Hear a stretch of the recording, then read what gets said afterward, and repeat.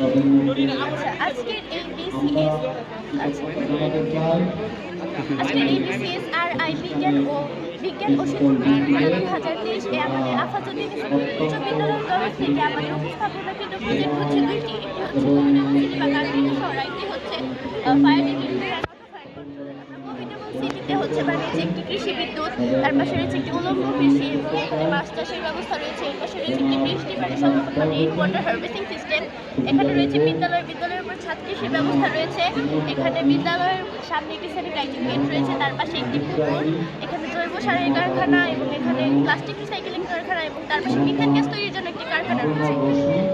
তো আমরা এখানে কৃষি বিদ্যুতে আমরা হচ্ছে আজকাল গাছের মানে সূর্যের তাপে এতটাই বেশি বেড়ে গেছে যে গাছের টিকে থাকাটাই হচ্ছে মূল উদ্দেশ্য। তো আমরা গাছ ক্ষেতের উপরে সোলার প্যানেল লাগিয়েছি যাতে আমাদের হচ্ছে সূর্যের 50% আলোটা হচ্ছে এই সোলার প্যানেল গ্রহণ আর বাকি 50% হচ্ছে এই ক্ষেতটা গ্রহণ করবে এবং সেটা কিন্তু ছায়া থাকবে, সেটাকে আলোর দিকে বিস্তৃত করে দেবে। এতে আমাদের সারাদিনে হচ্ছে শহরে কোনো বিদ্যুতের সমস্যা হবে না। এখানে রয়েছে উলম্ব কৃষির ব্যবস্থা বা ভার্টিক্যাল ফার্মিং।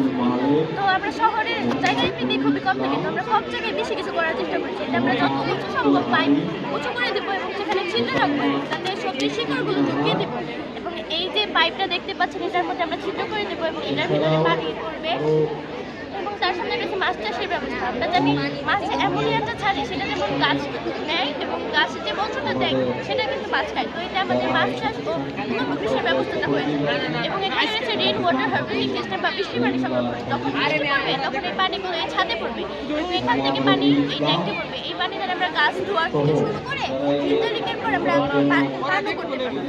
বিদ্যালয়ের পর ছাদ কৃষির ব্যবস্থা রয়েছে।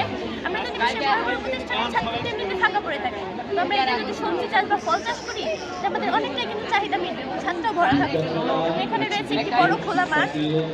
এখানে হচ্ছে বিদ্যালয় বন্ধ থাকাকালীন সময় কিন্তু মাঠটা খোলা থাকবে যাতে আশেপাশে বাচ্চারা এখানে খেলাধুলা করতে পারে এবং এখানে রয়েছে স্যানিটাইজিং গেট। যখন মানুষ হচ্ছে ব্যাকটেরিয়া ভাইরাস বা করোনা ভাইরাস যে কোনো ধরনের ভাইরাস নিয়ে এটা ঢুকবে তখন এটা স্প্রে করে তাদের শরীর থেকে যে কোনো ধরনের ভাইরাস হ্যাঁ বুঝতে পারছি। আচ্ছা ঠিক আছে।